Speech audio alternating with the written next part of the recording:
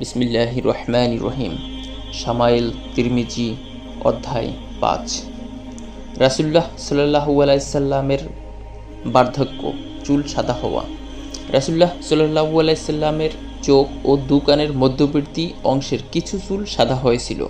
কাতাদা রহমাতুল্লাহ হতে বর্ণিত, তিনি বলেন, আমি আনাস ইবনে মালিক রাদিয়াল্লাহুকে জিজ্ঞেস করছিলাম, রাসূলুল্লাহ সাল্লাল্লাহু আলাইহি সাল্লাম কি খিজাব ব্যবহার করতেন? তিনি বললেন, তিনি ওই পর্যন্ত পৌঁছাননি। তার দাড়ি ও চুল এতদূর সাদা হয়নি যাতে খোয়াবের প্রয়োজন হয়। কেবলমাত্র তার চোখ ও দু কানের মধ্যবর্তী অংশের কিছু চুল সাদা হয়েছিল।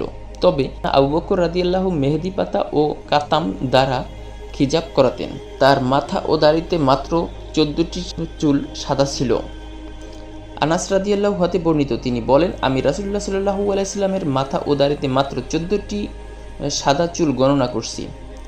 ব্যাখ্যা: রাসূলুল্লাহ সাল্লাল্লাহু আলাইহি সাল্লামের অতি স্বল্প পরিমাণ সাদা চুল ছিল, তবে এর পরিমাণ নিয়ে মতভেদ রয়েছে।